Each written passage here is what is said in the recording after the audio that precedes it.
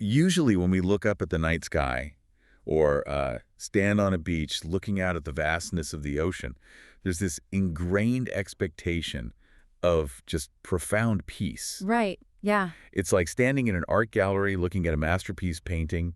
You see the stars perfectly aligned, the water reflecting the moonlight, and it just feels, you know, inherently tranquil. It does. It feels serene. Yeah, and we're practically conditioned to look at the universe as this grand, orderly, meticulously designed sanctuary. Which is, I mean, it's a beautiful way to interact with the world. But the moment you step into the worldview of the ancient Near East, that beautiful, serene painting just gets violently ripped to shreds. Oh, absolutely. You aren't looking at a sanctuary anymore. You're looking at a cosmic landscape that is quite literally a crime scene. A crime scene. Exactly. A universe built out of the mutilated corpse of a monster. Is the absolute definition of a universe born out of a bloodbath. Yeah. And that terrifying reality is exactly where we're starting today. Yeah. We're going on a pretty wild journey today. We really are. A journey that completely shatters how we usually assume ancient people viewed the world around them.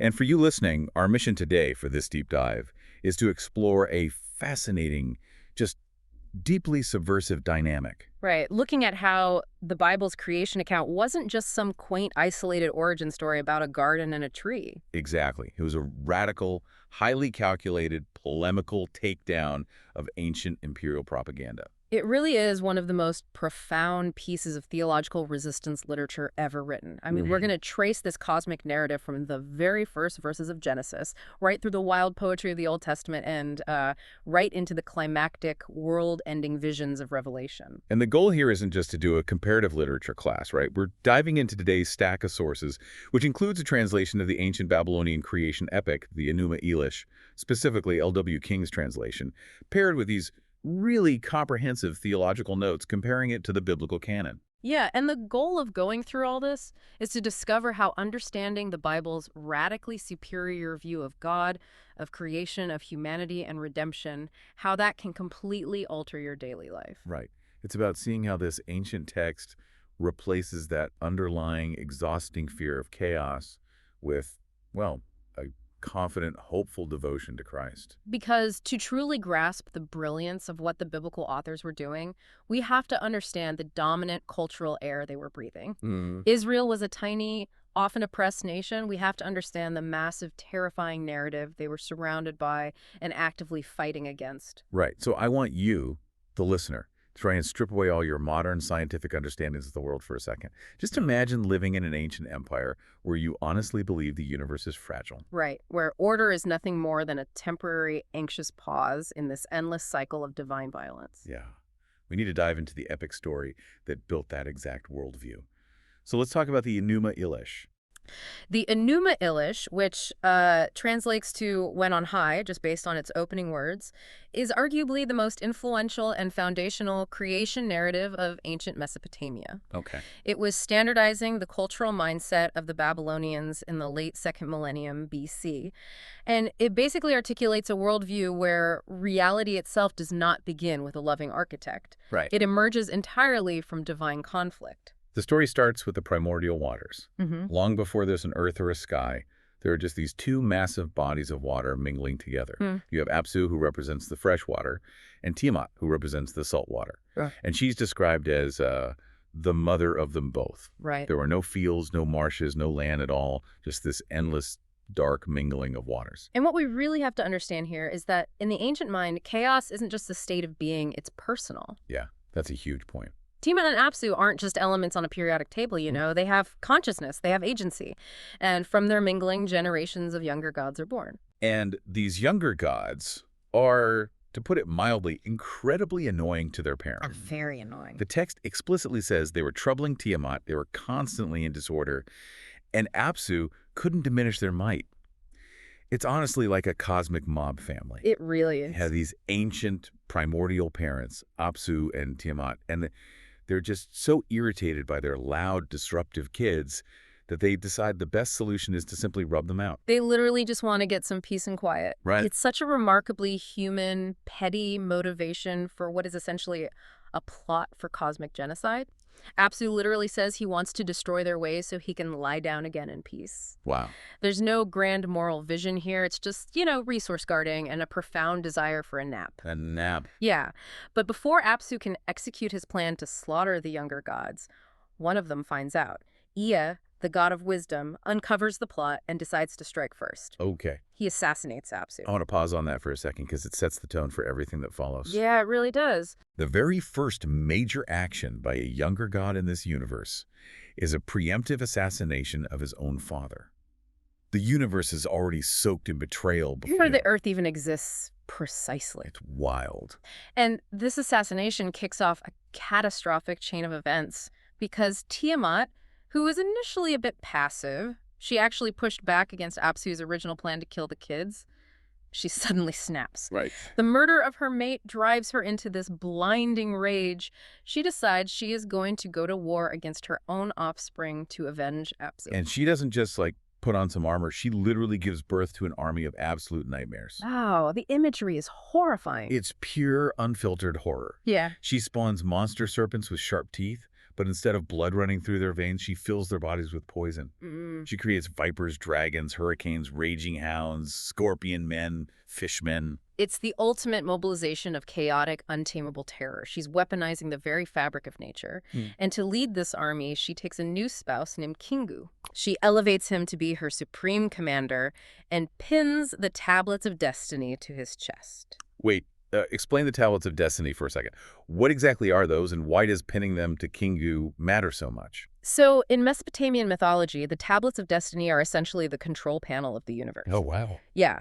Whoever holds them dictates the future, controls the laws of nature, and has supreme, unquestionable authority over all the other deities. Got it. By giving them to Kingu, Tiamat is basically making him the absolute ruler of reality, just supercharging this army of poison-filled monsters. Okay, so the younger gods hear about this, and they absolutely panic. They're completely outgunned. Completely. Ea, the guy who started all this by killing Apsu, tries to go confront Tiamat, but he gets close, sees her army, and literally turns back in terror. Yeah, he runs away. Another god, Anu, tries and fails. They have a massive power vacuum. They are paralyzed with fear, facing total annihilation, and they desperately need a champion. And nature abhors a vacuum, especially a political one. Enter Marduk. He's the son of Ea, often associated with storms and weather. And he steps forward and volunteers to fight Tiamat. And this is a massive, but he doesn't do it out of the goodness of his heart, right? No, not at all. He isn't a selfless savior stepping in to rescue his family.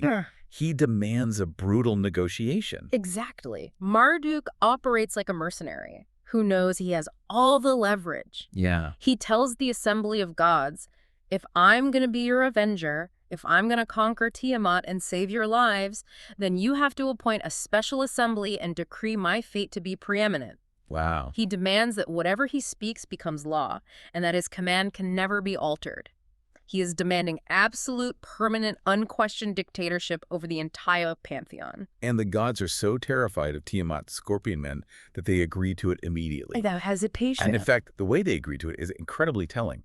They gather for this massive banquet to vote him in, but they don't do it solemnly. Yeah. The text describes them eating bread, drinking sesame wine and sweet mead until they are completely intoxicated. They get absolutely hammered, their bodies are filled with drink, and in this state of drunken desperation, they hand over supreme authority to Marduk. Which reveals so much about the psychology of this worldview. Yeah, it really is. Authority is not rooted in inherent goodness or wisdom.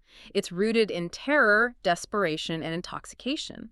The gods are fundamentally flawed, fearful beings who need alcohol to cope with the reality they live in. That's so dark. But this drunken decree sets the stage for the absolute climax of the epic. Yeah. The battle between Marduk and Tiamat. And we have to pay close attention here because this isn't just a mythic wrestling match. Right. This violent clash is the foundational act of creation for the Babylonians. The battle is so visceral, it feels like an ancient action movie.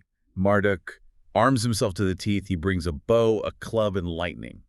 But his most devastating weapons are the winds. The winds, right. Yeah. He summons the south, north, east, and west winds, and then he creates an evil wind, like a hurricane, a massive whirlwind. He rides out on a war chariot, pulled by ferocious, merciless horses that actually have foam dripping from their teeth. He rides out to meet his great-grandmother, Tiamat, in a fight to the death. And when they finally clash, There's no honor in it. It's pure, brutal butchery. Tiamat opens her massive jaws to swallow him whole. But Marduk is ready. He drives that evil wind straight into her mouth with such force that she can't close her lips. Wow. The terrible hurricane winds rush into her stomach and inflate her belly until she is completely incapacitated. While she's distended and helpless, he shoots an arrow that tears through her belly, severs her internal organs, and pierces her heart. She dies. But the violence doesn't end with her death. That's really just the beginning of the process. Right. He stands triumphantly on her corpse. He throws a net over her monstrous army and captures them. He rips the tablets of destiny off Kingu's chest and claims them for himself. And then he turns his attention back to Tiamat's dead body. He takes his club and relentlessly smashes her skull to pieces. He slices her veins and lets the north wind carry her blood away into hidden places. And this is the pivot point of the entire Babylonian worldview. Because what does he do with the mutilated carcass of the mother of the gods? Yeah. He uses it as construction material. The text says he split her up like a flatfish into two halves. He takes one half of her dead, smashed body and lifts it up to form the covering of the heavens, the sky. Right. He takes the other half to form the earth. He uses her eyes to create the sources of the Tigris and Euphrates rivers. He literally builds the universe out of the corpse of his enemy. There's a technical term for this in ancient Near Eastern studies, Chaoskampf. Chaoskampf. Yeah, it translates from German as chaos struggle or creation through chaos combat. And I want you to really think about the sociological implications of living in a Chaoskampf worldview. Okay. If you're a Babylonian, creation is morally ambiguous at best and deeply sinister at worst. Let me play devil's advocate here, though. If you're an ancient person and life is hard, there are floods, droughts, diseases, invading armies, doesn't a story like this actually make a lot of sense? It validates your experience that the world is a harsh, violent place. It absolutely validates it. It provides a theological justification for the brutality of existence. Right. In this worldview, order is not natural. Peace is not the default state of the universe. Order is something that has to be violently, perpetually imposed on a hostile reality. Wow. The material world around you isn't a loving gift. It's literally constructed from the flesh of a slaughtered, demonic sea monster. Which means the dirt you walk on, the sky you look up at, the rivers you drink from, they're all fundamentally tainted by this primordial violence. Exactly. And that brings us to the aftermath of the battle, where Marduk starts organizing this morbid new construction project. He sets up the stations for the great gods. He organizes the stars of the zodiac to dictate the years. He establishes the calendar. He causes the moon god to shine forth to mark the passing of days. He's setting up the bureaucracy of the cosmos. But quickly, a massive labor dispute breaks out. Now that the universe exists, it requires an immense amount of maintenance. So much maintenance. The rivers need to be managed, the temples need to be built, the cosmic zones have to be maintained, and the younger gods, who just voted Marduk in as dictator so they wouldn't have to fight, certainly do not want to do manual labor. They start complaining. So Marduk, ever the pragmatic ruler, devises a solution to appease his divine aristocracy. He decides to create a brand new creature specifically designed for servitude. Okay. But he needs raw material. He needs a sacrifice to bind this new creature to the cosmic order. So they drag out Kingu, Tiamat's defeated general, Right. the one who led the army of poison-filled monsters. They execute him, they sever his blood vessels, and from the blood of this rebel demonic commander, Marduk fashions mankind. The text explicitly states the purpose.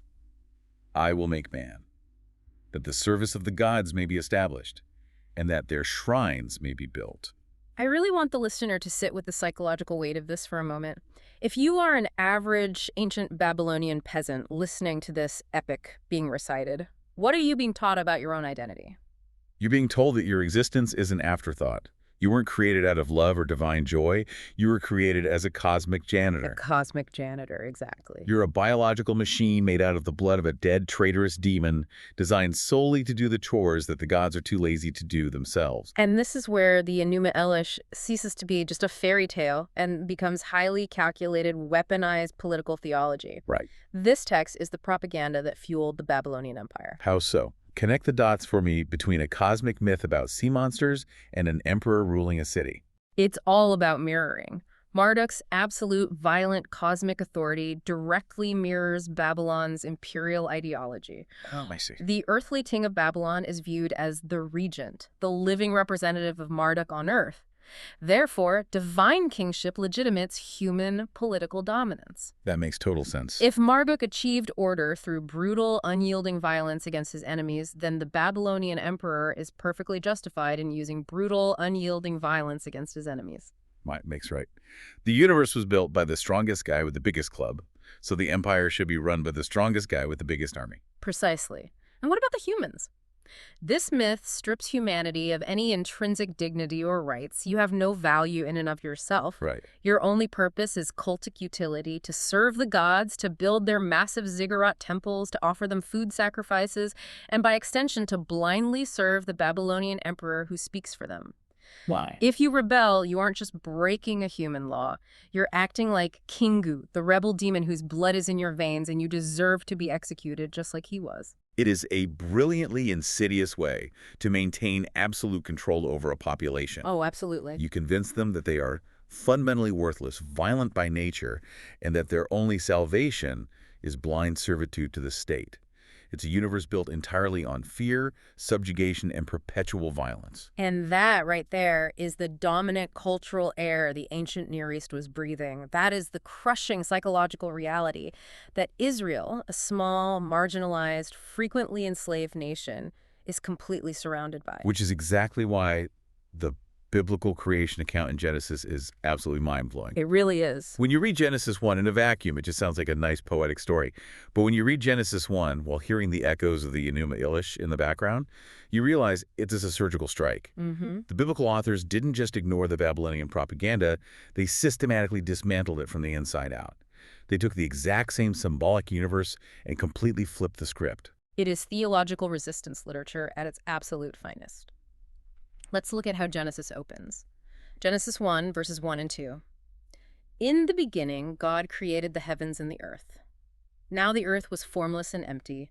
Darkness was over the surface of the deep, and the Spirit of God was hovering over the waters. Okay, let's stop right there at the word deep. Yeah. In the original Hebrew, the word used for the deep is tihom. Now, linguistically, tihom shares a root with the name Tiamat.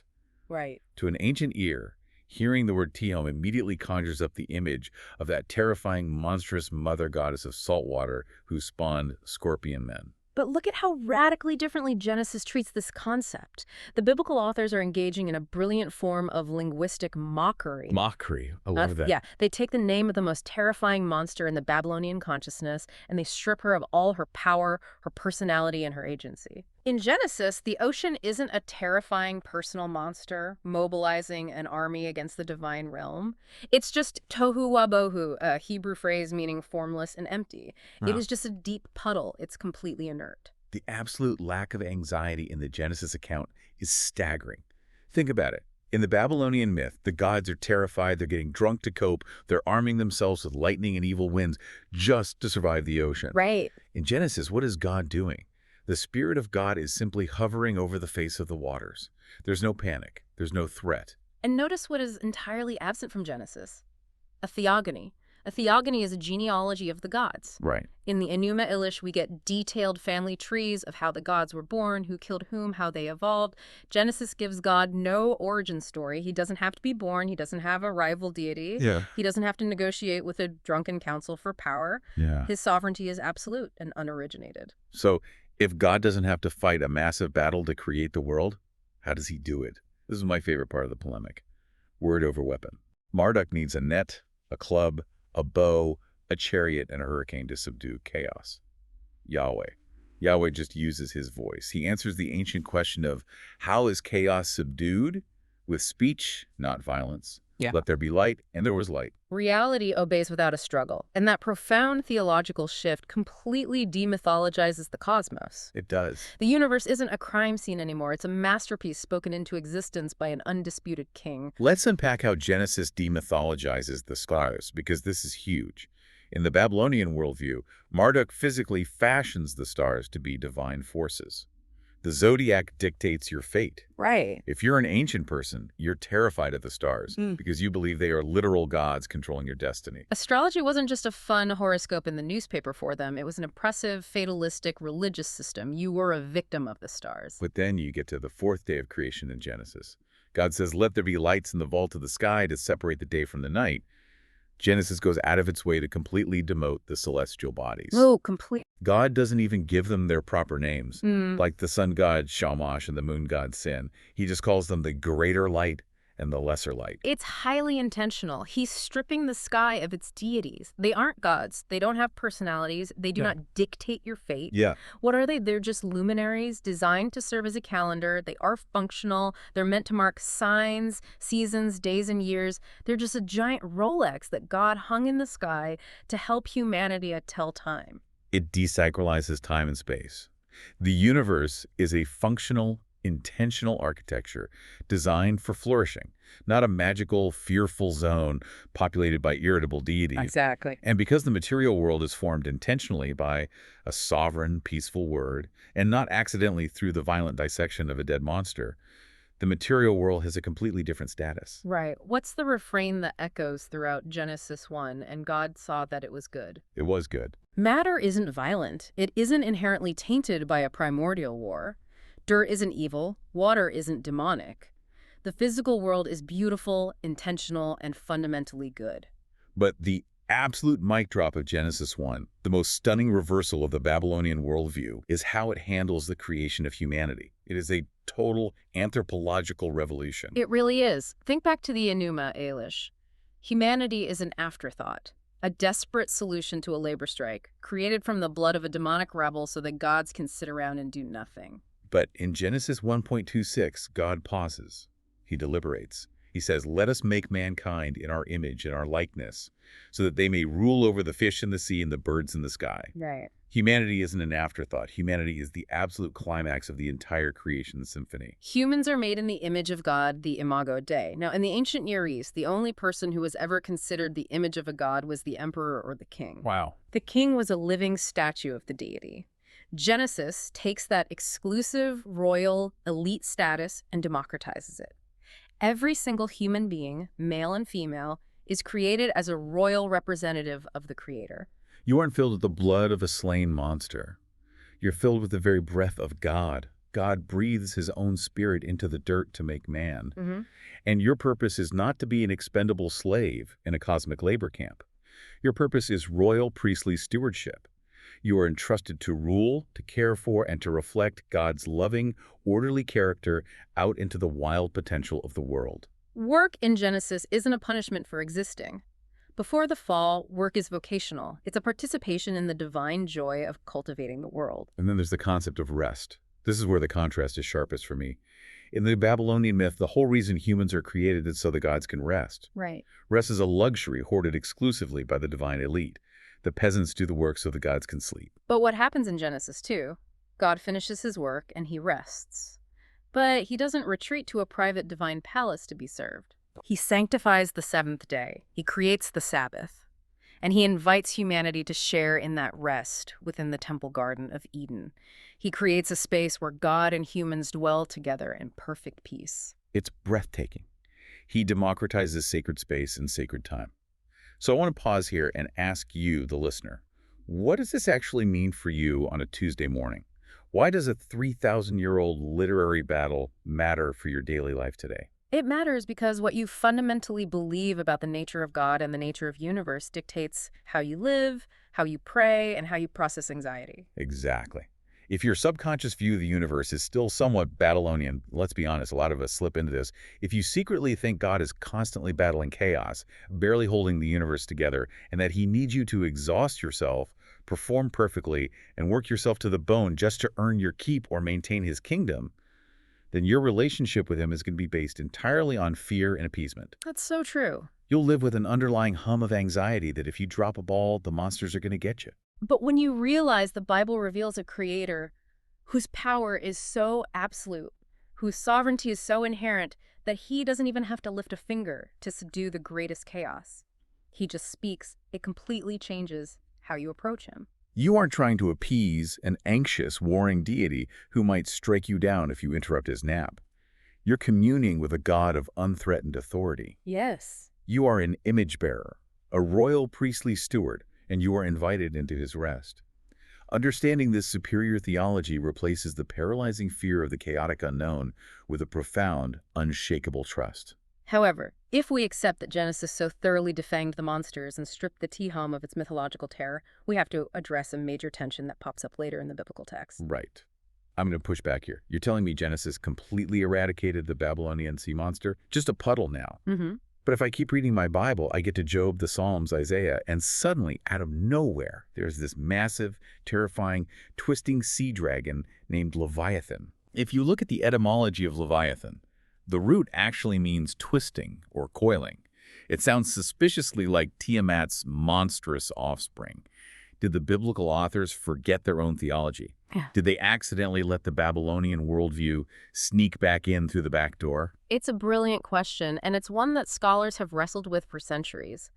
But when we look closely at how the Old Testament employs this imagery, we see that the biblical writers are doing something highly sophisticated, even playful. Playful. Yeah.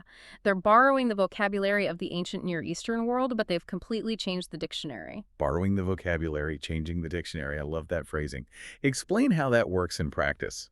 Think of it like a modern political cartoon. A cartoonist might draw a politician as a giant, destructive Godzilla stomping on a city. Okay. The cartoonist doesn't literally believe Godzilla exists. They're using a shared cultural symbol of destruction to make a point about the politician's policies. The biblical poets are doing something similar with Leviathan. Okay, let's look at Psalm 74 as an example. The psalmist is crying out to God, and he says, "You divided the sea by your might. You broke the heads of the sea monsters on the waters. You crushed the heads of Leviathan." Right. Now, on a surface reading, if I'm a Babylonian, I'm thinking, see? Yahweh is just like Marduk. He's out there smashing monster skulls. But the context of Psalm 74 is critical. The psalmist isn't writing a cosmogony, a story about how the world was originally created out of a monster's body. Right. There's no divine rival threatening Yahweh's existence. The psalmist is using historical, poetic retrospection. He is evoking the Exodus.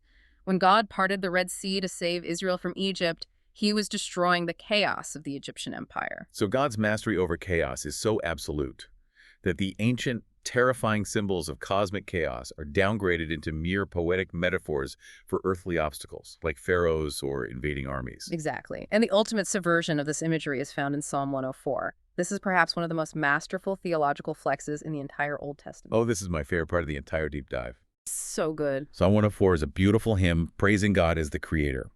It gets to verse 26, describing the vast open ocean, and it says, "There go the ships and Leviathan, which you formed to play in it." Just let the sheer audacity of that sink in for a moment. In the Babylonian myth, the sea dragon is the ultimate existential threat to the gods. It requires an army, a hurricane, and a magic bow to kill it. Mm-hmm. In Psalm 104, why does Yahweh create Leviathan? He creates a giant sea dragon simply to play with it in the ocean. It's like taking the terrifying, city-destroying Godzilla of Babylonian myth and turning him into Yahweh's pet goldfish. It is a bathtub toy. It is the biblical authors mocking the fears of their neighbors. Leviathan is just a creature. He's part of the biological ecosystem. Yeah. He is wild, he's powerful, and to a human on a small boat, he's very dangerous. But to Yahweh, he's a pet. He is not a rival god. This raises a really crucial point about how the Old Testament handles the concept of evil, doesn't it? Yeah. If Leviathan is just a wild animal, a symbol of the untamed physical world, then he isn't inherently evil. This is a massive distinction to make, and one that trips up a lot of modern readers. Nowhere in the Old Testament is Leviathan ever explicitly equated with Satan or moral evil. Wait, really? Not even once? Not once in the Old Testament. Even in the book of Job, where you have the figure of the Satan, the Hebrew term, how Satan functions as a title, the adversary or the accuser in a divine courtroom. Wow, yeah. He is a prosecuting attorney probing Job's motives, not a cosmological sea monster with 7 heads threatening to eat the universe. Why are the biblical authors so careful to keep those things separate? Why not just say the sea monster is the devil? Because if moral evil was baked into the physical material of the universe, like it was in the Enuma Elish, where the world is literally made from Tiamat's rotting, demon-spawning corpse, then the material world couldn't be called good. Oh, that makes sense. If the ocean is inherently evil, then creation is a mistake. Oh, I see. If the physical world is evil, then you get into dualism, where spirit is good and matter is bad. But Genesis insists over and over that the physical material world is good. Dirt is good. Yeah. Bodies are good. The ocean is good. Exactly. Chaos in the Old Testament is just the untamable, wild power of physical creation under God's sovereign rule.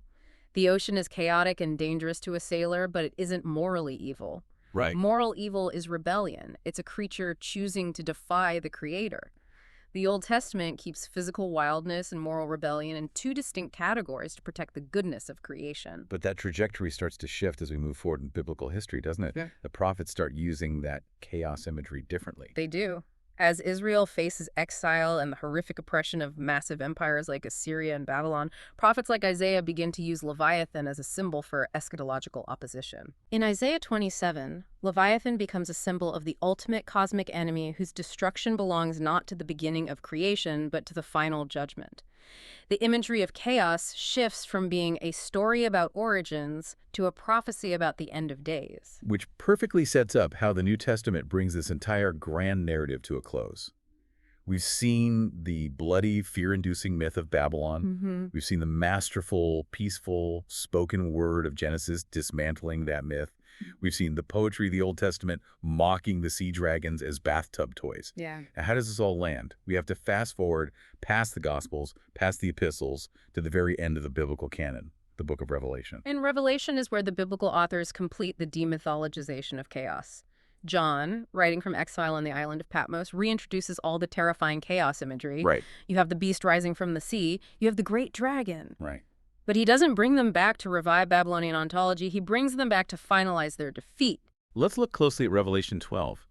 John sees this terrifying cosmic vision of a great red dragon with 7 heads and 10 horns.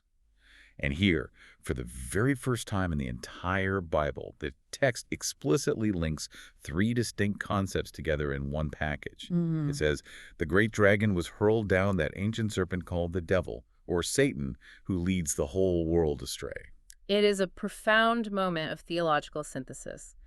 John brilliantly collapses the Edenic deception of the serpent, the ancient mythic chaos imagery of the dragon, and the moral courtroom opposition of Satan into one singular figure. But I'm getting hung up on this. If John brings the dragon back, doesn't that legitimize the Babylonian fear? Doesn't that say, actually, the Babylonians were right? There is a giant chaos monster threatening the universe. That is where John's restraint is so vital. Yes, he uses the terrifying imagery of a dragon, largely because he's critiquing the Roman Empire, which acted like a chaos monster devouring nations. Oh, interesting. But, and this is the decisive difference, John's dragon is not a creator. He's not Tiamat. Yeah. He didn't build the world. He isn't eternal. Precisely. The dragon is a fallen creature. He's a rebel. And most importantly, his authority is strictly derivative and highly temporary. Right. Throughout Revelation, whenever the beast or the dragon exercises power, the text uses the divine passive. It says the beast was given authority to wage war. It was allowed to exercise power for 42 months. 42 months. It has a strict expiration date. God is still holding the stopwatch. John is personalizing chaos ethically, not cosmologically. The chaos tearing the world apart isn't because the universe is made of a dead monster. It's because of moral rebellion against a good creator. Yeah. Evil is a parasite on a good creation. It is not a primordial necessity. Okay, here's where this gets absolutely riveting. We have this great dragon, this conglomeration of all human fear, chaos, and rebellion. How is it finally defeated? Because if this were just a Christianized version of the Enuma Elish, if John was just ripping off Marduk, then Jesus would simply be a bigger, stronger, more violent version of the storm god. Right.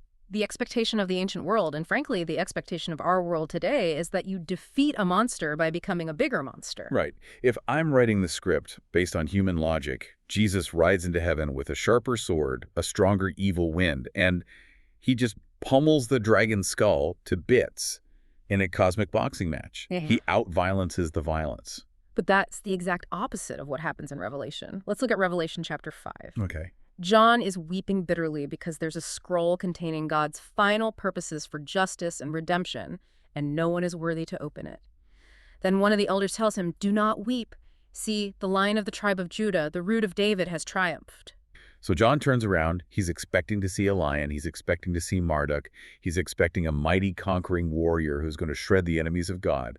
And what does he actually see? He sees a lamb. A lamb looking as if it had been slain, standing at the center of the throne. It is the most subverted expectation in all of literature. The decisive cosmic victory over the dragon, over chaos, over death and evil itself, is won by a slaughtered lamb. How does a slaughtered lamb defeat a seven-headed dragon? It makes no logical sense in the framework of the world. It makes no sense if you believe power requires violence, but Christ conquers not by inflicting violence, but by absorbing it. Wow. The dragon unleashes all its fury, all its chaos, all its death onto Jesus on the cross. And Jesus takes it. He absorbs the absolute worst the chaos camp worldview can dish out, and he exhausts it. He defeats death by dying and rising again. Wow. Think about the implications of that for leadership, for authority, for how we live. Kingship in the kingdom of God doesn't flow from domination. No. It doesn't flow from making your enemies bleed or from manipulating a drunken council of terrified gods. True, eternal kingship flows from self-giving obedience, from radical love, and from faithful suffering. The cross isn't just a mechanism for personal forgiveness. It is the ultimate anti-myth. It is the absolute final repudiation of the chaos camp. In the Babylonian myth, you secure power through violence and the subjugation of others. In the biblical reality, Christ secures ultimate victory through sacrifice and the elevation of others. Beautiful. And because the victory is won by the Lamb, the end result for the cosmos is entirely different than the Babylonian city. Which brings us to one of the most profound, beautiful, and heavily loaded statements in the entire Bible. Revelation chapter 21, verse 1. John says, "Then I saw a new heaven and a new earth. For the first heaven and the first earth had passed away, and there was no longer any sea." And the sea was no more. We have to understand this through the lens of everything we've just discussed. This isn't John saying he doesn't like sailing. Right. This isn't God destroying the beach or ruining your tropical vacation plans. Right. God isn't suddenly mad at dolphins and coral reefs. Exactly. The sea, as we've seen, was the ultimate ancient symbol of chaos, of uncontrollable threat, of the dark unknown, dating all the way back to Tiamat in the Enuma Elish. By saying the sea was no more, John is declaring that chaos has a permanent expiration date. The threat of the dark, the unmaking of order, the violence of the dragon, it is utterly eradicated from the new creation. What Genesis subdued without a struggle, Revelation eliminates altogether. There is no more night, no more sea, no more crying, no more pain. The cosmos no longer requires maintenance. It doesn't need to be fought over. It is eternally secure. And look at the fulfillment of human destiny here. In Babylon, humans were made from demon blood to slave away in the dirt so the gods could rest in the heavens. Right. In Revelation, heaven comes down to earth. Humanity is invited to be a kingdom of priests, co-reigning with the slaughtered and risen lamb in a renewed physical creation. The sacred space isn't a ziggurat where you go to blindly appease a terrifying storm god. God himself makes his dwelling directly with humanity. So I want to bring this all the way home for you listening. How does understanding this massive cosmic literary arc actually deepen your love for Christ today? Think about it. Jesus isn't asking you to serve him as some disposable, blood-borne slave just to keep his universe running. No, he isn't. He isn't Marduk. He doesn't need you to feed him. He isn't threatened by the chaos in your life, the diagnosis you just got, or the instability of the world. And he certainly isn't demanding that you exhaust yourself with performance to maintain his empire. He is the lamb who was slain for you. He absorbed the chaos so you wouldn't have to. And he invites you, not as a cosmic janitor, but as a royal heir into a renewed creation where chaos, suffering, and death are permanently abolished. Understanding this radically superior view of who God is completely shifts our daily paradigm. It really does. It moves our posture from one of fearful appeasement, always wondering if we've prayed enough, worked hard enough, or been good enough to keep the monsters at bay, to a posture of pure awe, worship, and confident hope. You can actually breathe. It's a breathtaking transition from anxiety to peace. To briefly recap the sheer scale of the journey we've been on, we started in the blood-soaked, terrifying Babylonian myth of Marduk and Tiamat, where order is built on the mutilated corpse of a monster and humans are just slaves. Yeah. Then we watch the biblical authors boldly, systematically dismantle that nightmare in Genesis, revealing a sovereign God who brings forth a beautifully ordered, inherently good creation simply by speaking, and who crowns it with humans made in his own royal image. We tracked how the poets of the Old Testament took the terrifying sea dragons of their neighbors and turned them into God's playthings, keeping moral rebellion firmly distinct from the inherent goodness of physical creation. And finally, we arrived at the majestic climax in Revelation, where the ancient serpent, the dragon, is exposed not as a rival creator, but as a condemned temporary creature. And his final defeat comes not through a bigger sword, but through the majestic, self-giving, violence-absorbing victory of the Lamb, leading to a new creation where the sea of chaos is no more. It's a masterpiece. But before we go, I know there is one final, practical reality from the ancient world that really drives this home. There is. In ancient Babylon, the Enuma Elish wasn't just a story they kept in a library or read to their kids at bedtime. It was utilized as a literal liturgical script in the annual Akitu festival, their massive New Year celebration. And they didn't just read it, right? They had to physically act it out in the streets. Exactly. Because their universe was built on an act of violence, they deeply believed that cosmic order was incredibly fragile. The only way to keep the world from falling back into the dark, watery chaos of Tiamat was to ritually maintain it through sympathetic magic. Wow. They had to reenact the epic, recite the incantations, and perform the sacrifices every single year. They lived in a state of perpetual, exhausting anxiety, believing that if they didn't perform these maintenance rituals perfectly, the universe would literally collapse. Imagine the psychological toll of believing the survival of the sun rising depends on you performing a ritual perfectly. It's crushing. But the biblical view, the reality of the New Testament, is that Christ's victory over chaos is fully consummated. When Jesus said, "It is finished" on the cross, he meant it. The victory is permanent. It doesn't need your maintenance. Which leaves us with a highly provocative question to consider as you go about your week. How many maintenance rituals of anxiety and control do you perform in your own mind every day? Oh, that's good. How often do you live fearing that the order of your life or your standing with God is fragile, that if you just drop the ball, chaos will swallow you up? And what would it look like to finally drop those rituals, to stop trying to manage the universe and instead rest completely in the permanent, unthreatened victory of the Lamb? Because the universe isn't a fragile crime scene. In Christ, it is a masterpiece that has been secured forever. You don't have to fight the dragon. The Lamb already won. Thank you for joining us on this deep dive. Keep exploring, keep resting in the Word, and we'll catch you next time.